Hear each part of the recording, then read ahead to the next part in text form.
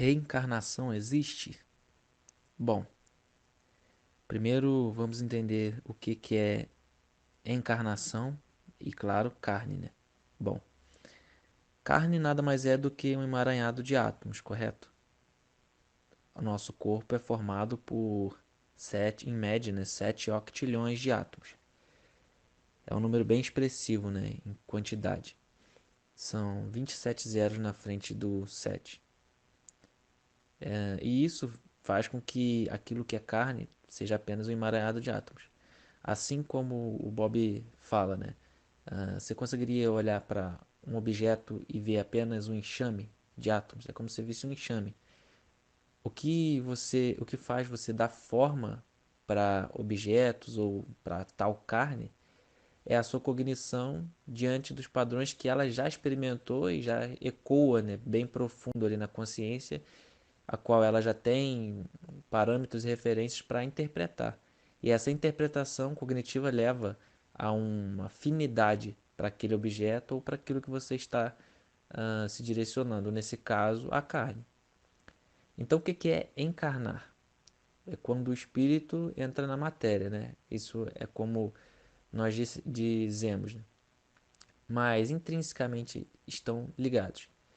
O espírito é o veículo de energia, né? Por onde a alma trafega para o corpo, ou seja, a alma, que seria a informação a qual esse corpo permite plasmar, ela é eterna, né? Como nós sabemos, tanto pela religião, né? Mesmo sem o conhecimento profundo, ou de certa forma, como nós explicamos pelo processo da consciência, porque a física ainda não chegou nesse ponto, mas já é possível fazer essa interpretação dessa forma.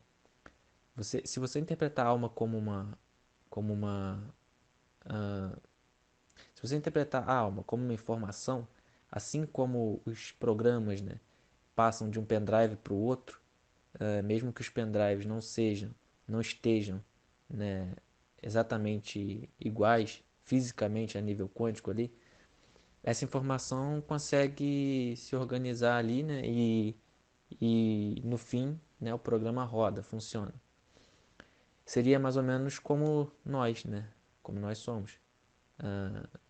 O corpo, né, o emaranhado de átomos, ou enxame de átomos, a qual nós chamamos de corpo, porque nós damos cognição para cada parte, e cada parte já nos é reconhecida, né, com seus devidos fins, com seus devidos propósitos. Assim, torna-se possível entender como a alma, né, que é a informação, consegue se manifestar na densidade do que nós chamamos de densidade da matéria.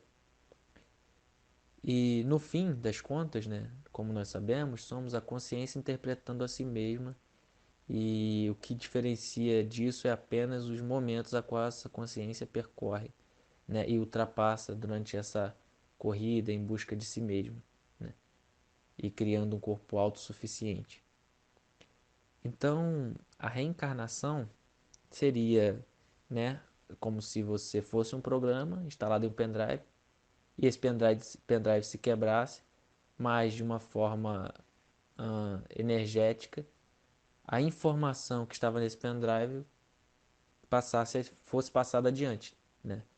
É a mesma coisa que quando nós passamos um pacote de dados por Bluetooth para o WhatsApp, né? Navegação assim via internet, que nada mais é do que pacotes de informação que você envia através de ondas, né, e vibracionais, eletromagnéticas, que ressoam no outro dispositivo que lê essa informação e traduz, e essa tradução permite que esse novo dispositivo possa rodar esse programa. E não é diferente com o nosso corpo, né?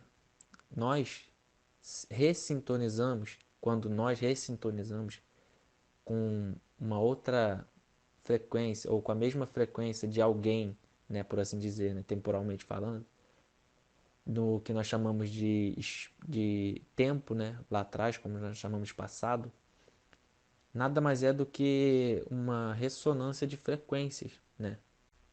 Assim como aquela informação ela tinha, o pacote de dados ali estava organizado de forma igual a de hoje, esse outro ser que se diz o reencarnado. Assim, Cristo voltaria, né? Pois a mesma informação que Cristo trouxe, né, limpa, plena da própria consciência de Deus, que é o todo, que é todo o conhecimento de todas as fontes, né, filosóficas, científicas, matemáticas, etc, etc. Toda a coerência, a verdade que Cristo trouxe, ela voltaria, né? E esse seria o momento em que Cristo estaria voltando nas nuvens, reunido com a igreja nas nuvens. E isso dá para perceber dessa forma, e a reencarnação se faz possível em qualquer ser que consiga identificar a primeira encarnação, né? O que já também não é coerente, já que a alma é eterna e o tempo e espaço é ilusão, é percepção, é por interpretação, que é assunto para outro vídeo também. Então, a reencarnação, né, ela é infinita, infinita. E não haverá um tempo em que pare de reencarnar, porque o que existe, existe. E já se diferencia do nada, do não existir, né? Porque o não existir nem o nada é, porque o nada já é depois do existir. O nada já vem com a cognição do existir, porque o existir cria o não existir. Então, o não existir nem o nada é fora da nossa cognição, porque precisaríamos estar lá para saber o que é, né? Para agora que depois do existir poder contemplar o que era, mas é impossível, é paradoxal, porque como você vai ver o não existir existindo? Para ver o não existir é preciso ter existência. Por isso o colapso que nos permite viver e interpretar a própria realidade.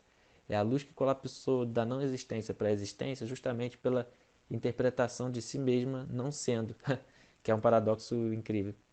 Mas enfim, diante disso, né, já tem uma referência aí, né, uma analogia, né, como um programa de pendrive que está, né, que é, mesmo sem ser visto, e roda quando posto em, no holograma de luz, a qual podemos perceber, né, que é, por exemplo, a tela de um smartphone, o aplicativo que você baixou, ele é um pacote de dados que vem da nuvem, né, através de ondas eletromagnéticas do seu Wi-Fi ali, né, da internet, que converte no corpo por causa da organização ali atômica dos chips e processadores para processar aquele pacote de dados e, consequentemente, o processador dá uma cognição, dá um fim, dá uma finidade, né, para aquele programa rodar exatamente como ele condiz nos pacotes que foi recebido por esse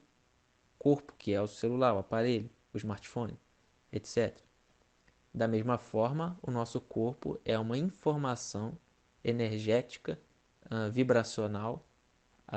Aliás, a nossa alma, né, é uma informação vibracional energética oscilando em frequência, com pacotes ali de frequências específicas, geométricas, etc., que quando está na matéria, ressoa exatamente esse padrão. Então ele existe. E o que nós chamamos de matéria é uma percepção da consciência, né? Criando aquilo que ela mesma é em volta de si mesma, em todos os tempos e momentos da sua existência, né? Procurando a si mesmo, trafegando o momento que nós chamamos de agora, né? Com os ecos profundos que ela sabe que já passou e que ela é, ou seja, o nosso passado, indo para um futuro que é desconhecido ainda por ela, né?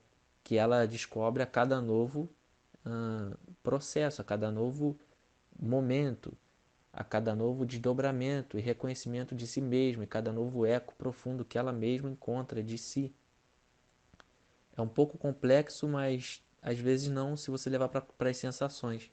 E então, de fato, vamos reencarnar infinitas vezes até sempre passando por esses 7/12 momentos, né, mergulhando na Toros e voltando nos ciclos, né, do início ao fim, né, desdobrando o conhecimento e que é infinito. Então, as bases são as mesmas, né? A base é a mesma, na verdade. A busca é a mesma, todos procurando o mesmo alívio da felicidade, do alívio do movimento, que gera perspectiva e eco de si mesmo, para se compreender e não se sentir só, né? Fractalizando-se através dos seus ecos e percebendo novas possibilidades e novos ângulos, interagindo com você, com ela mesma, com seu próprio passado, né? Para criar novas formas, novas companhias para si mesmo. Então é mais ou menos isso aí, pessoal. A gente vai falando sobre esses assuntos mais para frente, que é muito gostoso de falar, interpretar e eu sei que é muito gostoso de ouvir também. E um abraço e até mais.